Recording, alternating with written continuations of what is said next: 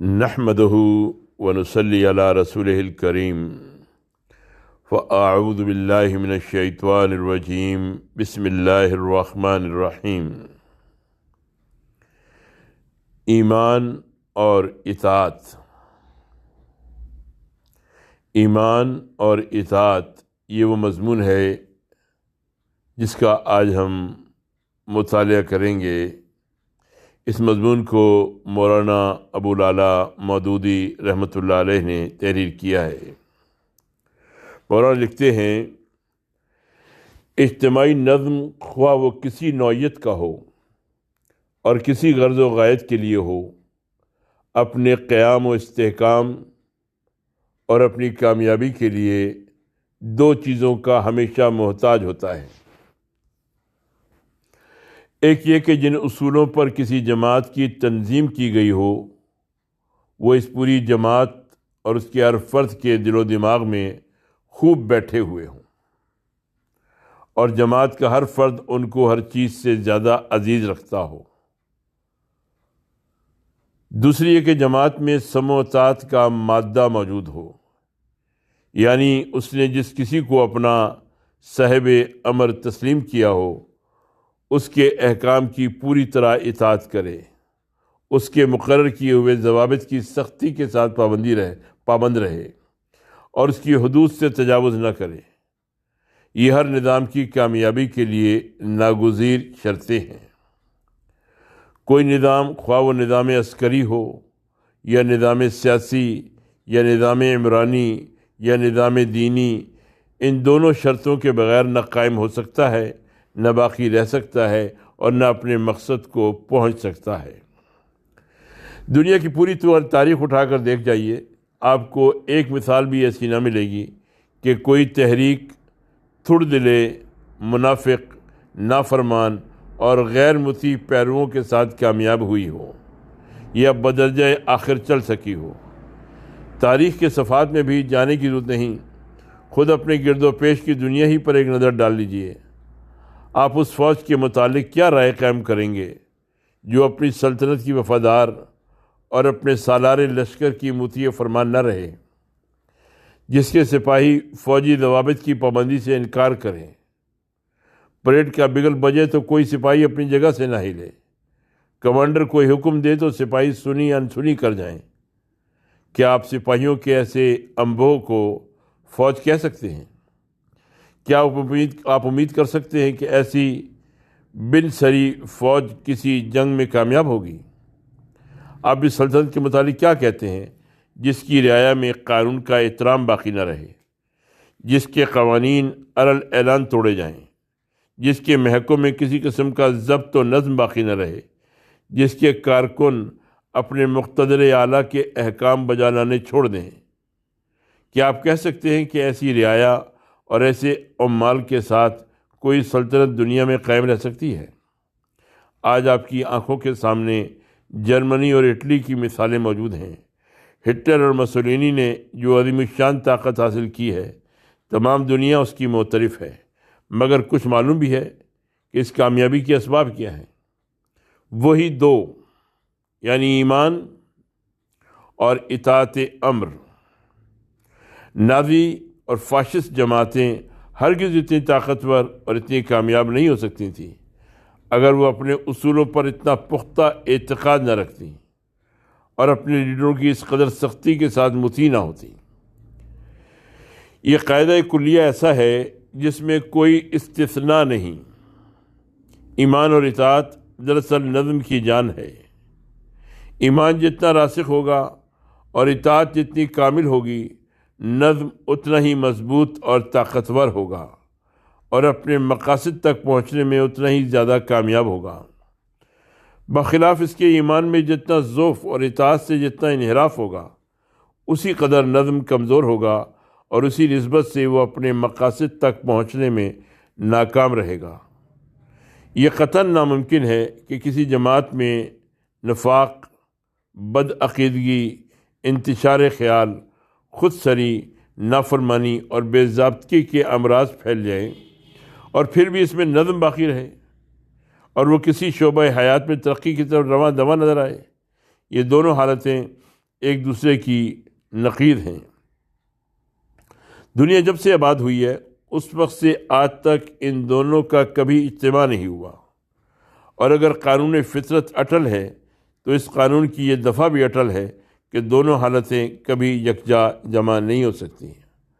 اب ذرا اس قوم کی حالت پر نظر ڈالیے جو اپنے آپ کو مسلمان کہتی ہے۔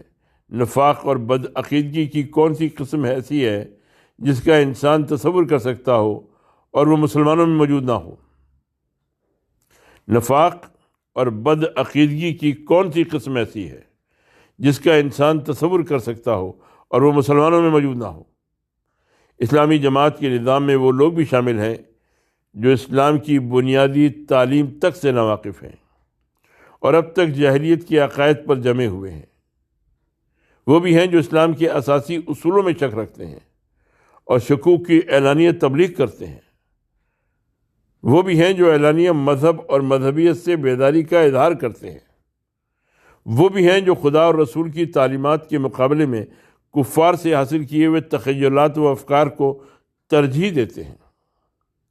وہ بھی ہیں جو خدا اور رسول کے قوانین پر جاہلیت کے رسوم یا کفار کے قوانین کو مقدم رکھتے ہیں۔ وہ بھی ہیں جو خدا اور رسول کے دشمنوں کو خوش کرنے کے لیے شعائر اسلامی کی توہین کرتے ہیں۔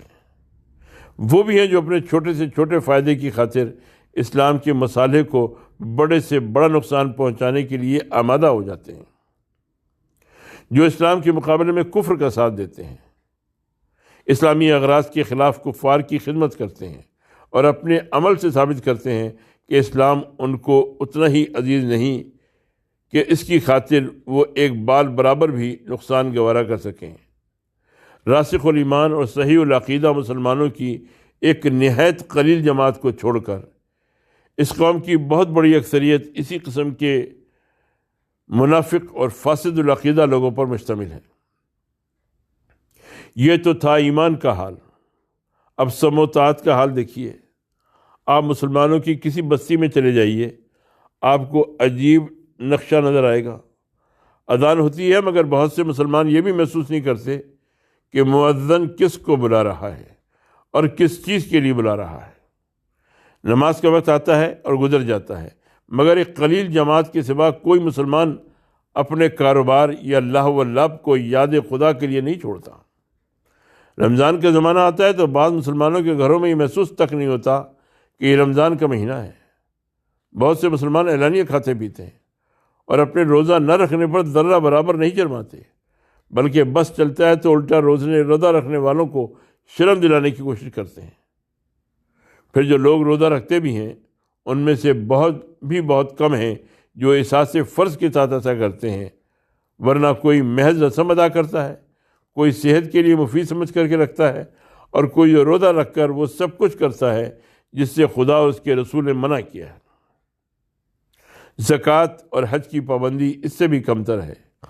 حلال اور حرام، پاک اور ناپاک کا امتیاز تو مسلمانوں میں سے اٹھتا ہی چلا جاتا ہے۔ وہ کون سی چیز ہے جس کو خدا اور رسول نے منع کیا ہو اور مسلمان اس کو اپنے لیے مباح نہ کر لیتے ہوں؟ وہ کون سی حد ہے جو خدا اور رسول نے مقرر کی ہو اور مسلمان اس سے تجاوز نہ کرتے ہوں؟ وہ کون سا ضابطہ ہے جو خدا اور رسول نے قائم کیا ہو اور مسلمان اس کو نہ توڑتے ہوں؟ اگر مردم شماری کے لحاظ سے دیکھا جائے تو مسلمان کروڑوں ہیں، مگر ان کروڑوں میں دیکھیے کہ کتنے فیصدی نہیں ہیں، کتنے فی ہزار بلکہ کتنے فی لاکھ خدا اور رسول کے احکام کو ماننے والے، ٹھیک اسلامی ضوابط کی پابندی کرنے والے ہیں۔ جس قوم میں منافقت اور ضعف اعتقاد کا مرض عام ہو جائے، جس قوم میں فرض کا احساس باقی نہ رہے، جس قوم سے سمع و طاعت اور ضابطے کی پابندی اٹھ جائے، اس کا جو کچھ انجام ہونا چاہیے ٹھیک وہی انجام مسلمانوں کا ہوا ہے اور ہو رہا ہے۔ آج مسلمان تمام دنیا میں محکوم و مغلوب ہیں۔ جہاں ان کی اپنی حکومت موجود ہے وہاں بھی وہ غیروں کے اخلاقی، ذہنی اور مادی تسلط سے آزاد نہیں ہیں۔ جہالت، مفلسی اور خستہ حالی میں وہ ضرب المثل ہیں۔ اخلاقی پستی نے ان کو حد درجہ ذلیل کر دیا ہے۔ امانت، صداقت اور وفائے عہد کی صفات جن کے لیے وہ کبھی دنیا میں ممتاز تھے اب ان سے دوسروں کی طرف منتقل ہو چکی ہیں، اور ان کی جگہ خیانت، جھوٹ، وفا، دغا اور بدمعاملگی نے لے لی ہے۔ تقویٰ، پرہیزگاری اور پاکیزگی اخلاق سے وہ عاری ہوتے جا رہے ہیں۔ جماعتی غیرت و حمیت روز بروز ان سے مفقود ہوتی جا رہی ہے۔ کسی قسم کا نظم ان میں باقی نہیں رہا ہے۔ آپس میں ان کے دل پھٹے چلے جاتے ہیں اور کسی مشترک غرض کے لیے مل کر کام کرنے کی صلاحیت ان میں باقی نہیں رہی ہے۔ وہ غیروں کی نگاہوں میں ذلیل ہو گئے ہیں۔ قوموں کا اعتماد ان پر سے اٹھ گیا ہے اور اٹھتا جا رہا ہے۔ ان کی قومی اور اجتماعی قوت کمزور ہوتی جا رہی ہے۔ ان کی قومی تہذیب و شائستگی فنا ہوتی چلی جا رہی ہے۔ اپنے حقوق کی مدافعت اور اپنے شرف قومی کی حفاظت سے وہ عاجز ہوتے جا رہے ہیں۔ باوجود کہ تعلیم ان میں بڑھ رہی ہے، گریجویٹ اور پوسٹ گریجویٹ اور یورپ کے تعلیم یافتہ حضرات کا اضافہ ہو رہا ہے۔ بنگلوں میں رہنے والے، موٹروں پر چڑھنے والے، سوٹ پہننے والے، بڑے بڑے ناموں سے یاد کیے جانے والے، بڑی سرکاروں میں سرفرازیاں پانے والے ان میں روز بروز بڑھتے جا رہے ہیں۔ لیکن جن اعلیٰ اخلاقی اوصاف سے وہ پہلے متعصب تھے اب ان سے عاری ہیں۔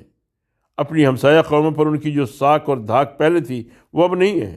جو عزت وہ پہلے رکھتے تھے وہ اب نہیں رکھتے۔ جو اجتماعی قوت و طاقت ان سے پہلے تھی وہ اب نہیں ہے، اور آئندہ اس سے بھی زیادہ خراب آثار نظر آ رہے ہیں۔ کوئی مذہب ہو یا تہذیب یا کسی قسم کا نظام جماعت ہو، اس کے متعلق دو ہی طرز عمل انسان کے لیے معقول ہو سکتے ہیں۔ اگر وہ اس میں داخل ہو تو اس کے اساسی اصولوں پر پورا اعتقاد رکھے اور اس کے قانون و ضابطے کی پوری پابندی کرے، اور اگر ایسا نہیں کر سکتا تو اس میں داخل نہ ہو، یا ہو چکا ہے تو اعلانیہ اس میں سے نکل جائے۔ ان دونوں کے درمیان کوئی تیسری صورت معقول نہیں ہے۔ اس سے زیادہ معقول کوئی طرز عمل نہیں ہو سکتا۔ تم ایک نظام میں شریک بھی ہو اور اس سے زیادہ نامعقول کوئی طرز عمل نہیں ہو سکتا کہ تم ایک نظام میں شریک بھی ہو، اس کے ایک جز بن کر بھی رہو، اس نظام کے تابع ہونے کا دعویٰ بھی کرو، اور پھر اس کے اساسی اصولوں سے کلیتاً یا جزاً انحراف بھی کرو، اس کے قانون کی خلاف ورزی بھی کرو، اپنے آپ کو اس کے آداب اور اس کے ضوابط کی پابندی سے مستثنیٰ بھی کر لو۔ اس طرز عمل کا لازمی نتیجہ یہ ہے کہ تم میں منافقانہ خصائل پیدا ہوں، خلوص نیت سے تمہارے دل خالی ہو جائیں، تمہارے قلوب میں کسی مقصد کے لیے گرم جوشی اور رسوخ عزم نہ پیدا ہو سکے۔ فرض شناسی، اتباع قانون اور باضابطگی کے اوصاف سے تم عاری ہو جاؤ، اور تم میں یہ صلاحیت باقی نہ رہے کہ کسی نظام جماعت کے کارآمد رکن بن سکو۔ ان کمزوریوں اور بدترین عیوب کے ساتھ تم جس جماعت میں بھی شریک ہوگے اس کے لیے لعنت بن جاؤ گے۔ جس نظام میں داخل ہوگے اسے درہم بھرم کر دو گے۔ جس تہذیب کے جسم میں داخل ہوگے اس کے لیے جذام کے جراثیم ثابت ہوگے۔ جس مذہب کے پیرو بنو گے اس کو مسخ کر کے چھوڑو گے۔ ان اوصاف کے ساتھ تمہارے مسلمان ہونے سے بدرجہ بہتر یہ ہے کہ جس گروہ کے اصولوں پر تمہارا دل ٹھکے اور جس گروہ کے طریقوں کی تم پوری طرح پیروی کر سکو اسی میں جا شامل ہو۔ منافق مسلمان سے تو وہ کافر بہتر ہے جو اپنے مذہب اور اپنی تہذیب کے دل سے معتقد ہوں اور اس کے ضوابط کی پابندی کریں۔ جو لوگ مسلمانوں کے مرض کا علاج تعلیم مغربی اور تہذیب جدید اور اقتصادی حالات کی اصلاح اور سیاسی حقوق کے حصول کو سمجھتے تھے وہ غلطی پر تھے، اور اب بھی جو ایسا سمجھ رہے ہیں وہ غلطی کر رہے ہیں۔ بخدا اگر مسلمان کا ہر فرد ایم اے اور پی ایچ ڈی اور بیرسٹر ہو جائے، دولت و ثروت سے مالا مال ہو، مغربی فیشن سے سرتا قدم آراستہ ہو، اور حکومت کے تمام عہدے اور کونسلوں کی تمام نشستیں مسلمانوں ہی کو مل جائیں، مگر ان کے دل میں نفاق کا مرض ہو، وہ فرض کو فرض نہ سمجھیں اور نافرمانی، سرکشی اور بے ضابطگی کے خوگر ہوں، تو اسی پستی اور ذلت اور کمزوری میں اس وقت بھی مبتلا رہیں گے جس میں آج مبتلا ہیں۔ تعلیم، فیشن، دولت اور حکومت کوئی چیز ان کو اس گڑھے سے نہیں نکال سکتی جس میں وہ اپنی سیرت اور اپنے اخلاق کی وجہ سے گر گئے ہیں۔ اگر ترقی کرنی ہے اور ایک طاقتور باعزت جماعت بننا ہے تو سب سے پہلے مسلمانوں میں ایمان اور اطاعت امر کے اوصاف پیدا کرو، کہ اس کے بغیر نہ تمہارے افراد میں کس بل پیدا ہو سکتا ہے، نہ تمہاری جماعت میں نظم پیدا ہو سکتا ہے، اور نہ تمہاری اجتماعی قوت اتنی زبردست ہو سکتی ہے کہ تم دنیا میں سربلند ہو سکو۔ ایک منتشر جماعت جس کے افراد کی اخلاقی اور معنوی حالت خراب ہو کبھی اس قابل نہیں ہو سکتی کہ دنیا کی منظم اور مضبوط قوموں کے مقابلے میں سر اٹھا سکے۔ پھوس کے پونوں کا انبار خواہ کتنا ہی بڑا ہو کبھی قلعہ نہیں بن سکتا۔ اسلام اور مسلمانوں کے بدترین دشمن وہ ہیں جو مسلمانوں میں بدعقیدگی اور نافرمانی پھیلا رہے ہیں۔ یہ منافقوں کی سب سے زیادہ بری قسم ہے جس کا وجود مسلمانوں کے لیے حربی کافروں سے بھی زیادہ خطرناک ہے، کیونکہ یہ باہر سے حملہ نہیں کرتے بلکہ گھر میں بیٹھ کر اندر ہی اندر ڈائنامائٹ بچھاتے ہیں۔ یہ مسلمانوں کو دین اور دنیا میں رسوا کرنا چاہتے ہیں۔ یہ وہی لوگ ہیں جن کے متعلق قرآن مجید میں فرمایا گیا ہے کہ وہ تمہیں بھی اسی طرح کافر بنانا چاہتے ہیں جس طرح وہ خود ہو گئے ہیں۔ وَدُّوا لَوْ تَكْفُرُونَ كَمَا كَفَرُوا فَتَكُونُونَ سَوَاءً۔ ان کے شر سے بچنے کی کم سے کم تدبیر یہ ہے کہ جو لوگ دل سے مسلمان ہیں اور مسلمان رہنا چاہتے ہیں وہ ان سے قطع تعلق کر لیں۔ فَلَا تَتَّخِذُوا مِنْهُمْ أَوْلِيَاءَ، ورنہ قرآن نے تو ان کی آخری سزا یہ قرار دی ہے کہ ان سے جنگ کی جائے۔ فَإِن تَوَلَّوْا فَخُذُوهُمْ وَاقْتُلُوهُمْ حَيْثُ وَجَدتُّمُوهُمْ۔ مسلمان کا حقیقی مفہوم، یہ ہے اس مضمون کا عنوان جس کا آج ہم مطالعہ کریں گے۔ اس مضمون کو مولانا ابو العلا مودودی رحمۃ اللہ علیہ نے تحریر کیا ہے۔ مولانا لکھتے ہیں، ہماری روزمرہ کی بول چال میں بعض ایسے الفاظ اور فقرے رائج ہیں جن کو بولتا تو ہر شخص ہے مگر سمجھتے بہت کم ہیں۔ کثرت استعمال نے ان کا ایک اجمالی مفہوم لوگوں کے ذہن نشین کر دیا ہے۔ بولنے والا جب ان الفاظ کو زبان سے نکالتا ہے تو وہی مفہوم مراد لیتا ہے، اور سننے والا جب انہیں سنتا ہے تو اسی مفہوم کو سمجھتا ہے، لیکن وہ گہرے معنی جن کے لیے واضح نے ان الفاظ کو وضع کیا تھا، جہلہ تو درکنار اچھے خاصے پڑھے لکھے لوگوں کو بھی معلوم نہیں ہوتے۔ مثال کے طور پر اسلام اور مسلمان کو لیجئے، کس قدر کثرت سے یہ الفاظ بولے جاتے ہیں اور کتنی ہماگیری کے ساتھ انہوں نے ہماری زبانوں پر قبضہ کر لیا ہے، مگر کتنے بولنے والے ہیں جو ان کو سوچ سمجھ کر بولتے ہیں، اور کتنے سننے والے ہیں جو انہیں سن کر وہی مفہوم سمجھتے ہیں جس کے لیے یہ الفاظ وضع کیے گئے تھے۔ غیر مسلموں کو جانے دیجیے، خود مسلمانوں میں 99% بلکہ اس سے بھی زیادہ آدمی ایسے ہیں جو اپنے آپ کو مسلمان کہتے اور اپنے مذہب کو اسلام کے لفظ سے تعبیر کرتے ہیں، مگر نہیں جانتے کہ مسلمان ہونے کے معنی کیا ہیں اور لفظ اسلام کا حقیقی مفہوم کیا ہے۔ آئیے تھوڑا سا وقت ہم انہی الفاظ کی تشریح میں صرف کریں۔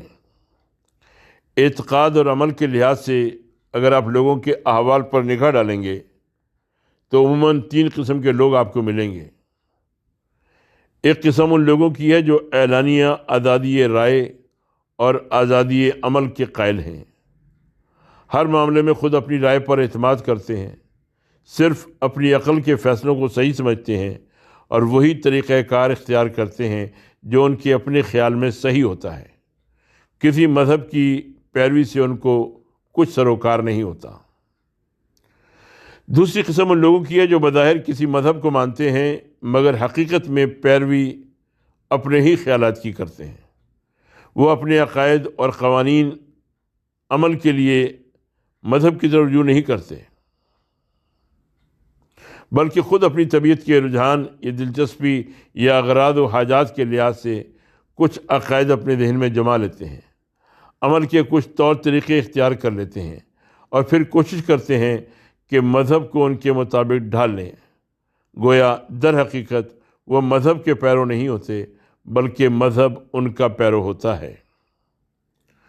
تیسری قسم میں وہ لوگ ہیں جو خود اپنی سمجھ بوجھ سے کام نہیں لیتے، اپنی عقل کو معطل رکھتے ہیں اور آنکھیں بند کر کے دوسروں کی تقلید کرنے لگتے ہیں، خواہ وہ ان کے باپ دادا ہوں یا ان کے ہم اثر۔ پہلا گروہ آزادی کے نام پر مرتا ہے مگر نہیں جانتا کہ اس کے صحیح حدود کیا ہیں۔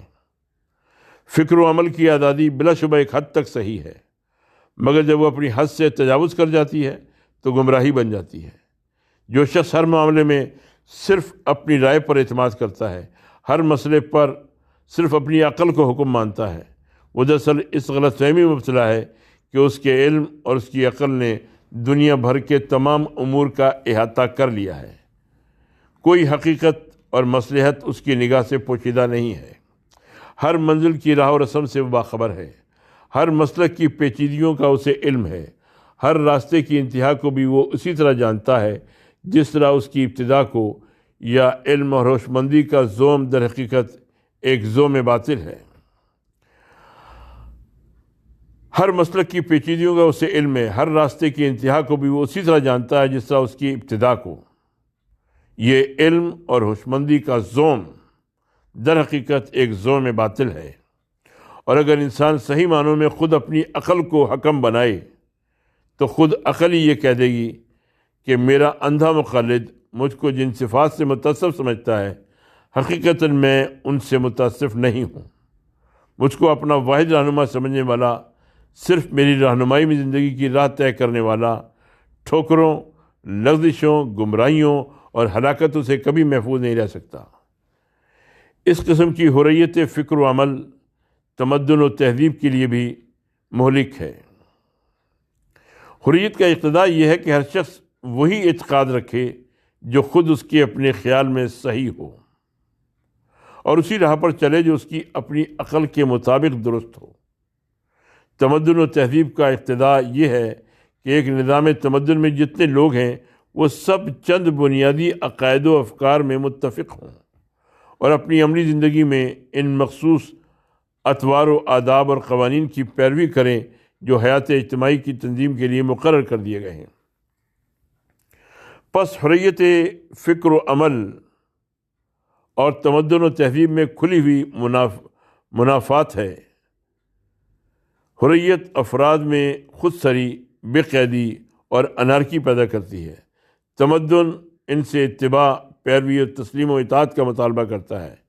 جہاں کامل حریت ہوگی وہاں تمدن نہ ہوگا، اور جہاں تمدن ہوگا وہاں افراد کو ایک بڑی حد تک حریت فکر و عمل سے دستکش ہونا پڑے گا۔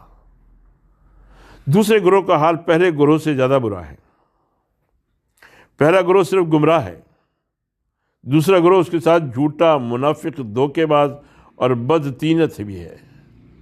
اگر تعویل کے جائز حدود میں رہ کر ایک شخص اپنے مذہب اور اپنے تخیلات و رجحانات میں موافقت پیدا کر سکتا ہو تو حریت فکر و عمل کے ساتھ مذہب کا اتباع ممکن ہے۔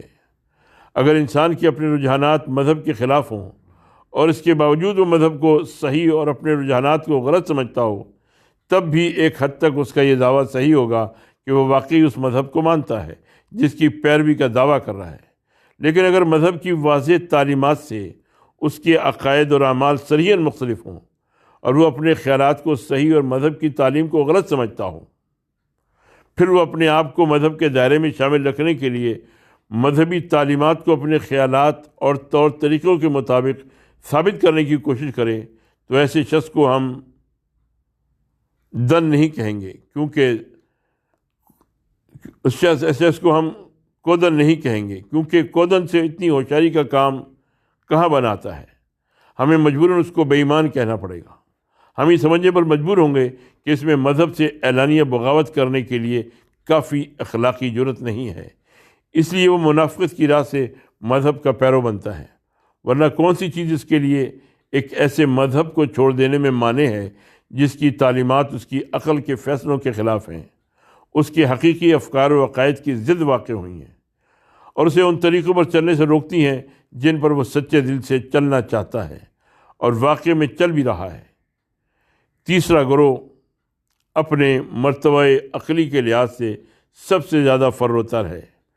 پہلے دونوں گروہوں کی غلطی تو یہ ہے کہ وہ عقل سے اتنا کام لیتے ہیں جتنا وہ نہیں کر سکتی، اور اس گروہ کی غلطی یہ کہ سرے سے عقل سے کام ہی نہیں لیتا، یا لیتا ہے تو اتنا کم کہ نہ لینے کے برابر۔ ایک صاحب عقل انسان کے لیے اس سے زیادہ شرمناک بات اور کیا ہو سکتی ہے کہ وہ کسی عقیدے کا معتقد ہو اور اس اعتقاد کی حق میں اس کے پاس اس کے سوا اور کوئی دلیل نہ ہو کہ اس کے باپ دادا بھی یہی اعتقاد رکھتے تھے، یا فلاں قوم جو بڑی ترقی یافتہ ہے وہ بھی اسی عقیدے کی معتقد ہے۔ اسی طرح جو شخص اپنے دینی یا دنیاوی معاملات میں بعض طریقوں کی صرف اس لیے پیروی کرتا ہو کہ باپ دادا سے وہی طریقے چلے آ رہے ہیں، یا بعض طریقوں کو صرف اسی بنا پر اختیار کرتا ہو کہ اس کے عہد کی غالب قوموں میں وہی طریقے رائج ہیں، وہ دراصل اس امر کا ثبوت دیتا ہے کہ خود اس کے دماغ میں سوچنے کی قابلیت نہیں ہے، اس کے پاس خود کوئی ایسی طاقت نہیں ہے جس سے وہ صحیح اور غلط میں تمیز کر سکتا ہو۔ اتفاقاً وہ ہندو گھرانے میں پیدا ہو گیا، اس لیے ہندو مذہب کو صحیح سمجھتا ہے۔ اگر مسلمان گھر میں پیدا ہوتا تو اسلام کو برحق مانتا، اگر عیسائی کی اولاد ہوتا تو عیسائیت پر جان دیتا۔ اسی طرح یہ بھی اتفاق ہے کہ اس کے عہد میں فرنگی قومیں برسر اقتدار ہیں، اس لیے وہ فرنگی طور طریقے کو معیار تہذیب سمجھتا ہے۔ اگر چینی برسر اقتدار ہوتے تو یقیناً اس کے ساتھ چینی طور طریقے معیار تہذیب ہوتے، اور اگر آج دنیا پر افریقہ کے حبشیوں کا تسلط ہو جائے تو کوئی شک نہیں کہ یہ خفیف العقل انسان حبشیت کو انسان کا عطر سمجھنے لگے۔ حقیقت یہ ہے کہ کسی چیز کے صحیح یا برحق ہونے کے لیے یہ کوئی دلیل ہی نہیں ہے کہ بزرگوں سے ایسا ہی ہوتا چلا آ رہا ہے، یا دنیا میں آج کل ایسا ہی ہو رہا ہے۔ دنیا میں تو پہلے بھی حماقتیں ہوتی ہیں اور اب بھی ہو رہی ہیں۔ ہمارا کام ان حماقتوں کی اندھا دھند پیروی کرنا نہیں ہے۔ ہمارا کام یہ نہیں ہے کہ آنکھیں بند کر کے قدیم یا جدید زمانے کے ہر طریقے کی پیروی کرنے لگیں اور ہر راہ رو کے دامن سے دامن باندھ کر چل کھڑے ہوں، خواہ وہ کانٹوں کی طرف جا رہا ہو یا خندق کی طرف۔ ہمیں خدا نے عقل اس لیے دی ہے کہ دنیا کے اچھے برے میں تمیز کریں، کھوٹے اور کھرے کو پرکھ کر دیکھیں، کسی کو رہنما بنانے سے پہلے اچھی طرح دیکھ لیں کہ وہ کدھر جانے والا ہے۔ اسلام ان تینوں گروہوں کو غلط کار ٹھہراتا ہے۔ پہلے گروہ کے متعلق وہ کہتا ہے کہ نہ تو یہ لوگ کسی روشنی والے کو ہادی اور رہنما مانتے ہیں، نہ ان کے پاس خود ہی حق کا نور ہے کہ اس کے اجالے میں راہ طے کریں۔ ان کی مثال ایسے شخص کی سی ہے جو اندھیرے میں محض اندازے اور اٹکل سے چل رہا ہو۔ ممکن ہے کہیں سیدھے راستے سے چلے اور ممکن ہے کہیں گڑھے میں جا پڑے، اس لیے کہ اندازہ کوئی چیز نہیں ہے، اس میں صحت اور غلطی دونوں کا امکان ہے، بلکہ زیادہ تر امکان غلطی ہی کا ہے۔ سورہ یونس میں آیت نمبر 66 میں ارشاد ہے، جو لوگ خدا کے سوا دوسروں کو خدائی کا حصہ دار ٹھہراتے ہیں اور ان کو پکارتے ہیں، جانتے ہو وہ کس چیز کے پیرو ہیں؟ وہ صرف گمان کے پیرو ہیں اور محض اندازے پر چلتے ہیں۔ وَمَا يَتَّبِعُ الَّذِينَ يَدْعُونَ مِن دُونِ اللَّهِ شُرَكَاءَ إِن يَتَّبِعُونَ إِلَّا الظَّنَّ وَإِنْ هُمْ إِلَّا يَخْرُصُونَ۔ سورہ نجم کی آیت نمبر 28 میں ارشاد ہے، إِن يَتَّبِعُونَ إِلَّا الظَّنَّ وَإِنَّ الظَّنَّ لَا يُغْنِي مِنَ الْحَقِّ شَيْئًا۔ وہ محض گمان پر چلتے ہیں، اور گمان کا حال یہ ہے کہ وہ حق کی ہدایت سے ذرہ برابر بھی بے نیاز نہیں ہوتا۔ سورہ نجم کی آیت نمبر 23 اور 24 میں ارشاد ہے، إِن يَتَّبِعُونَ إِلَّا الظَّنَّ وَمَا تَهْوَى الْأَنفُسُ وَلَقَدْ جَاءَهُم مِّن رَّبِّهِمُ الْهُدَىٰ أَمْ لِلْإِنسَانِ مَا تَمَنَّىٰ۔ وہ گمان اور اپنے نفس کی خواہشات کے سوا کسی اور چیز کی پیروی نہیں کرتے، حالانکہ ان کے پروردگار کی طرف سے ہدایت آ چکی ہے۔ کیا انسان کے لیے وہی چیز حق ہے جس کی وہ تمنا کرے؟ سورہ جاسیہ کی آیت نمبر 23 میں ارشاد ہے، أَفَرَأَيْتَ مَنِ اتَّخَذَ إِلَٰهَهُ هَوَاهُ وَأَضَلَّهُ اللَّهُ عَلَىٰ عِلْمٍ وَخَتَمَ عَلَىٰ سَمْعِهِ وَقَلْبِهِ وَجَعَلَ عَلَىٰ بَصَرِهِ غِشَاوَةً فَمَا يَهْدِيهِ مِن بَعْدِ اللَّهِ۔ کیا تو نے دیکھا اس شخص کو جس نے اپنے نفس کی خواہشات کو اپنا خدا بنا لیا ہے، باوجود کہ وہ علم رکھتا ہے، مگر اللہ نے اسے گمراہ کر دیا، اس کے کانوں اور اس کے دل پر مہر لگا دی، اس کی آنکھوں پر پردہ ڈال دیا۔ اب اللہ کے بعد کون ہے جو اس کی رہنمائی کرے گا؟ سورہ قصص کی آیت نمبر 50 میں ارشاد ہے وَمَنْ أَضَلُّ مِمَّنِ اتَّبَعَ هَوَاهُ بِغَيْرِ هُدًى مِّنَ اللَّهِ إِنَّ اللَّهَ لَا يَهْدِي الْقَوْمَ الظَّالِمِينَ۔ اور اس شخص سے زیادہ گمراہ کون ہوگا جس نے اللہ کی ہدایت کے بجائے اپنے نفس کی پیروی کی، ایسے ظالم لوگوں کو اللہ کبھی ہدایت نہیں دیتا۔ نزول قرآن کے زمانے میں دوسرے گروہ کے نمائندے بنی اسرائیل تھے، اپنے آپ کو موسوی اور متبع تورات کہا کرتے تھے، مگر عقائد اور معاملات میں اکثر و بیشتر موسیٰ علیہ السلام کے طریقے اور تورات کی تعلیم کے خلاف تھے۔ اس پر لطف یہ تھا کہ اپنے اس انحراف پر نادم بھی نہ تھے، بجائے اس کے کہ اپنے خیالات اور اعمال کو تورات کے مطابق ڈھالتے، وہ تورات میں لفظی و معنوی تحریفیں کر کے اس کو اپنے افکار و اعمال کے مطابق ڈھال لیا کرتے تھے۔ تورات کی اصلی تعلیمات کو چھپا کر اپنے خیالات کو اس طرح پیش کرتے تھے کہ گویا وہی دراصل تورات کی تعلیمات ہیں۔ خدا کے جو بندے انہیں اس گمراہی پر متنبع کرتے اور ان کی خواہشات کے خلاف کلام الہی کے اتباع کی دعوت دیتے، وہ ان کو گالیاں دیتے، جھوٹا قرار دیتے، حتیٰ کہ قتل تک کر دیتے تھے۔ ان کے متعلق سورہ مائدہ کی آیت نمبر 13 میں ارشاد ہے وہ الفاظ کو ان کے مواقع سے پھیر دیتے ہیں اور انہیں بہت سی ان نصیحتوں کو بھلا دیا ہے جو انہیں کی گئی تھیں۔ تمہیں برابر ان کی کسی نہ کسی چوری کی اطلاع ملتی رہتی ہے، اس خیانت سے ان کے بہت کم آدمی بچے ہوئے ہیں۔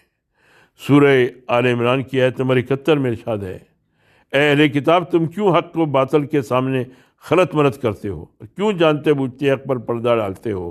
یا اہل الکتاب لما تلبسون الحق بالباطل وتکتمون الحق وانتم تعلمون۔ سورہ مائدہ کی آیت نمبر 70 میں ارشاد ہے کلما جاءہم رسول بما لا تہوی انفسہم فریقا کذبوا وفریقا یقتلون۔ جب کبھی ان کے پاس کوئی رسول ایسا پیغام لے کر آیا جو ان کے نفس کی خواہشوں کے مطابق نہ تھا تو کسی کو انہوں نے جھٹلایا اور کسی کو قتل کر دیا۔ اور پھر ان سے صاف کہہ دیتا ہے قرآن تم ہرگز راہ راست پر نہیں ہو، لستم علی شیء حتی تقیموا التوراۃ والانجیل وما انزل الیکم من ربکم۔ تم ہرگز راہ راست پر نہیں ہو تا وقت کہ تورات اور انجیل کو قائم نہ کرو اور اس کتاب کو نہ مانو جو تمہارے رب کے پاس سے تمہاری طرف اتاری گئی ہے، یعنی قرآن۔ تیسرے گروہ کے متعلق قرآن کہتا ہے اور جب ان سے کہا گیا کہ اس ہدایت پر چلو جو اللہ نے اتاری ہے تو انہوں نے کہا کہ نہیں، ہم تو اسی طریقے پر چلیں گے جس پر ہم نے اپنے باپ دادا کو پایا ہے۔ کیا وہ اپنے باپ دادا ہی کی پیروی کریں گے چاہے وہ کچھ نہ سمجھتے ہوں اور راہ راست پر نہ ہوں؟ سورہ مائدہ کی آیت نمبر 104 میں ارشاد ہے اور جب ان سے کہا گیا آؤ اس چیز کی طرف جو اللہ نے اتاری ہے اور آؤ رسول کی طرف، تو انہوں نے کہا کہ ہمارے لیے کافی ہے جس پر ہم نے اپنے باپ دادا کو پایا ہے۔ کیا وہ طریقہ اس صورت میں بھی ان کے لیے کافی ہے جبکہ ان کے باپ دادا کچھ نہ جانتے ہوں اور راہ راست پر نہ ہوں؟ سورہ انعام کی آیت نمبر 116 میں ارشاد ہے اور اگر تو نے بہت سے ان لوگوں کی پیروی کی جو زمین میں ہیں تو وہ تجھے اللہ کے راستے سے بھٹکا دیں گے، وہ تو محض گمان پر چلتے ہیں اور ان کا طریقہ بالکل اٹکل اور اندازے پر ہے۔ جو لوگ خود اپنے عقل و فہم سے کام نہیں لیتے، خود کھوٹے اور کھرے کو نہیں پرکھتے، آنکھیں بند کر کے دوسروں کی تقلید کرتے ہیں، ان کو قرآن اندھا، گونگا، بہرا، بے عقل قرار دیتا ہے۔ صم بکم عمی فہم لا یعقلون، اور انہیں جانوروں سے تشبیہ دیتا ہے، بلکہ ان سے بھی بدتر، کیونکہ جانور تو عقل رکھتا ہی نہیں اور وہ عقل رکھتے ہیں مگر اس سے کام نہیں لیتے۔ سورہ اعراف کی آیت نمبر 179 میں ارشاد ہے اولئک کالانعام بل ہم اضل اولئک ہم الغافلون۔ ان دونوں گروہوں کو جن کے طریقے افراط و تفریط پر مبنی ہیں رد کر دینے کے بعد قرآن ایسے لوگوں کا ایک گروہ بنانا چاہتا ہے جو اعتدال اور توسط کی راہ پر ہوں، امۃ وسطہ ہوں، قوامین بالقسط ہوں۔ یہ اعتدال اور توسط کی راہ کیا ہے؟ یہ کہ پہلے تم ان سب پر پردوں کو چاک کر دو جو قدیم روایات اور جدید تعلیمات نے تمہاری آنکھوں کے سامنے ڈال رکھے ہیں۔ عقل سلیم کی صاف روشنی میں آنکھیں کھولو اور دیکھو کہ کیا چیز حق ہے اور کیا چیز باطل، دہریت صحیح ہے یا خدا پرستی، توحید صحیح ہے یا شرک، انسان راہ راست پر چلنے کے لیے خدا کی ہدایت کا محتاج ہے یا نہیں، انبیاء علیہ السلام اور محمد صلی اللہ علیہ وسلم سچے تھے یا معاذ اللہ جھوٹے، قرآن جس طریقے کو پیش کرتا ہے وہ سیدھا ہے یا ٹیڑھا۔ اگر تمہارا دل گواہی دیکھ کے خدا کو ماننا انسانی فطرت کا عین مقتضا ہے اور خدا حقیقت میں وہ ہے جس کا کوئی شریک نہیں ہے، اگر تمہارا ضمیر تسلیم کرے کہ انسان سیدھی راہ پانے کے لیے خدا کی بخشی ہوئی روشنی کا یقیناً محتاج ہے، اور یہ روشنی وہی ہے جو نوع بشری کے سچے رہنما، سچے رہبر انبیاء علیہ السلام لے کر آئے، اگر محمد صلی اللہ علیہ وسلم کی پاک زندگی کو دیکھ کر تم کو یقین آ جائے کہ اس اعلیٰ سیرت کا انسان ہرگز دنیا کو دھوکہ نہیں دے سکتا، اور انہوں نے جب رسول خدا ہونے کا دعویٰ کیا ہے تو وہ ضرور اپنے دعوے میں سچے ہیں، اگر قرآن کا مطالعہ کر کے تمہاری عقل یہ فیصلہ کر دے کہ انسان کے لیے اعتقاد اور عمل کا سیدھا راستہ وہی ہے جو اس کتاب نے پیش کیا ہے، اور یہ کتاب یقیناً کتاب الہی ہے، تو تمام دنیا کی ملامت و مخالفت سے بے خوف ہو کر، ہر انسان کے ڈر اور فائدے کے لالچ سے دل کو پاک کر کے اس چیز پر ایمان لے آؤ جس کی صداقت پر تمہارا ضمیر گواہی دے رہا ہے۔ پھر جب تم نے عقل سلیم کی مدد سے حق اور باطل میں تمیز کر لی اور باطل کو چھوڑ کر حق پر ایمان لے آئے تو عقل کے امتحان اور اس کی تنقید کا کام ختم ہو گیا۔ ایمان لانے کے بعد فیصلہ کرنے اور حکم دینے کا اختیار عقل سے خدا اور اس کے رسول اور اس کی کتاب کی طرف منتقل ہو گیا۔ اب تمہارا کام فیصلہ کرنا نہیں بلکہ ہر اس حکم کے آگے سر جھکا دینا ہے جو خدا اور اس کے رسول نے تم کو دیا ہے۔ تم اپنی عقل کو ان احکام کے سمجھنے، ان کی باریکیوں اور حکمتوں تک پہنچنے اور ان کو اپنی زندگی کے جزیات پر منتخب کرنے میں استعمال کر سکتے ہو، مگر کسی حکم خداوندی میں چوں چرا کرنے کا حق تم کو نہیں ہے، خواہ کسی حکم کی مصلحت تمہاری سمجھ میں آئے یا نہ آئے، خواہ کوئی حکم تمہاری عقل کے معیار پر پورے اترے یا نہ اترے، خواہ اللہ کا ارشاد اور رسول کا فرمان دنیا کے رسم و رواج اور طور طریقوں کے مطابق ہو یا منافی، تمہارا کام بہرحال اس کے آگے سر جھکا دینا ہے، کیونکہ جب تم نے خدا کو مان لیا، رسول کو خدا کا رسول تسلیم کر لیا اور یقین کر لیا کہ خدا کا رسول جو کچھ پیش کرتا ہے خدا کی طرف سے پیش کرتا ہے، اپنے دل سے گھڑی ہوئی کوئی بات پیش نہیں کرتا، وَمَا يَنطِقُ عَنِ الْهَوَىٰ إِنْ هُوَ إِلَّا وَحْيٌ يُوحَىٰ، تو اس یقین و اذعان کا عقلی تقاضا یہ ہے کہ تم خود اپنی عقل کے فیصلوں پر کتاب اللہ اور سنت رسول کے فیصلوں کو ترجیح دو، اور جو عقائد یا امر و نہی کے احکام خدا کی طرف سے خدا کے رسول نے بیان کیے ہیں ان کو اپنی عقل، اپنے علم، اپنے تجربات یا دوسرے اہل دنیا کے افکار و اعمال کے معیار پر جانچنا چھوڑ دو۔ جو شخص کہتا ہے کہ میں مومن ہوں اور پھر چونہ چرا بھی کرتا ہے، وہ اپنے قول کی آپ تردید کرتا ہے، وہ نہیں جانتا کہ ایمان اور چونہ چرا میں کھلا ہوا تقاضا ہے۔ اس کو معلوم نہیں کہ ڈسپلن صرف ماننے اور اطاعت کرنے سے قائم ہوتا ہے۔ چونہ چرا کا دوسرا نام انارکی ہے۔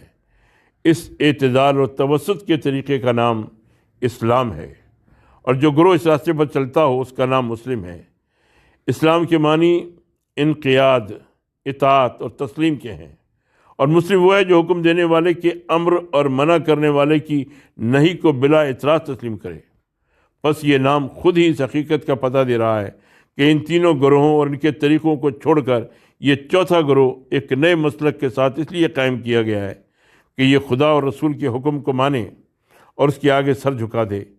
اس گروہ کا کام یہ نہیں ہے کہ ہر معاملے میں صرف اپنی عقل کی پیروی کرے، نہ یہ ہے کہ احکام الہی میں سے جو کچھ اس کی اغراض کے مطابق ہو اس کو مانے اور جو اغراض کے خلاف ہو اس کو رد کر دے، نہ یہ کہ کتاب اللہ اور سنت رسول کو چھوڑ کر انسانوں کی اندھی تقلید کرے، خواہ وہ انسان مردہ ہوں یا زندہ۔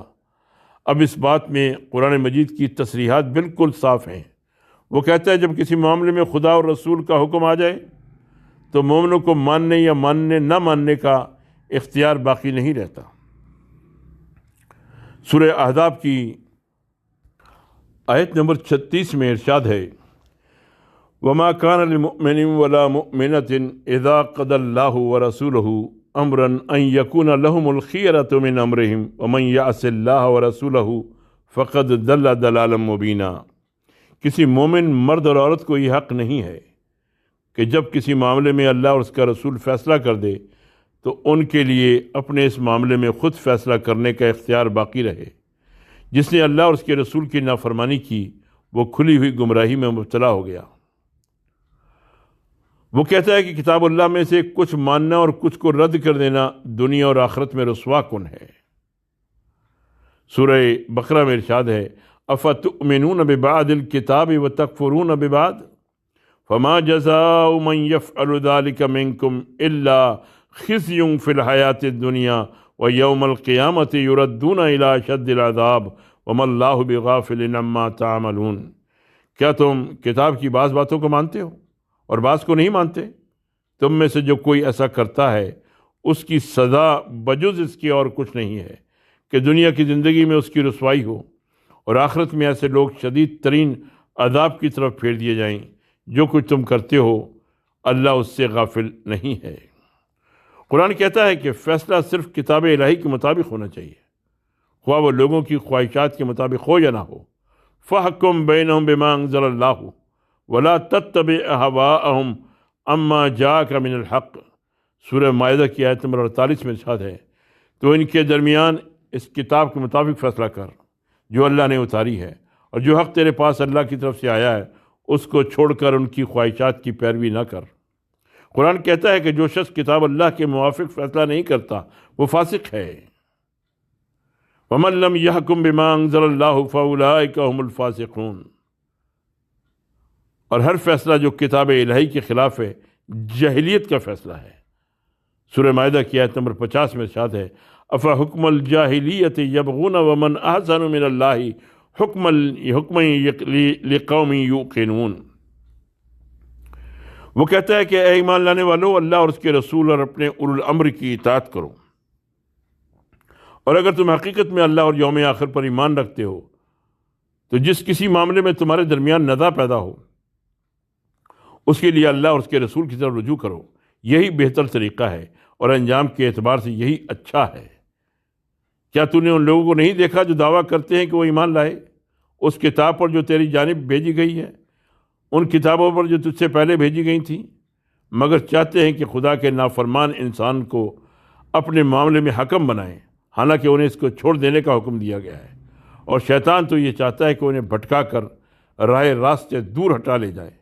جب کبھی ان سے کہا گیا کہ آؤ اس کتاب کی طرف جو اللہ نے اتاری ہے اور آؤ رسول کی طرف، تو نے منافقین کو دیکھا کہ وہ تجھ سے کنی کاٹ جاتے ہیں۔ ہم نے جو رسول بھی بھیجا ہے اس لیے بھیجا ہے کہ حکم الہی کے مطابق اس کی اطاعت کی جائے۔ نہیں، تیرے رب کی قسم وہ ہرگز مومن نہیں ہے جب تک کہ وہ اپنے باہمی اختلافات میں تجھ کو حکم نہ بنائے، اور یہ بھی کافی نہیں ہے، ضروری ہے کہ جو فیصلہ تو کرے اس پر وہ اپنے دل میں کسی قسم کی تنگی بھی محسوس نہ کریں اور بے چوں چرا اس کے آگے سر جھکا دیں۔ سورہ نساء آیت نمبر 8 اور 9۔ ان تصریحات سے اسلام اور مسلم کی وجہ تسمیہ معلوم ہو گئی۔ اب ہم سب لوگوں کو جنہوں نے مردم شماری میں اپنے آپ کو مسلم لکھوایا ہے غور کرنا چاہیے کہ ہم پر لفظ مسلم کا اطلاق کس حد تک ہوتا ہے، اور جس طریقے پر ہم چل رہے ہیں اس کو اسلام سے تعبیر کرنا کہاں تک درست ہے۔ وما علینا الا البلاغ۔ اللہ تعالی ہمیں اسلام اور مسلمان کا صحیح فہم عطا فرمائے اور پھر اس کا حق ادا کرنے کی توفیق دے۔ یاد رہے کہ یہ مضمون مولانا ابو العلا مودودی نے سن 1933 عیسوی میں لکھا اور ترجمان القرآن رجب 52 ہجری اور نومبر 1933 عیسوی میں شائع ہوا۔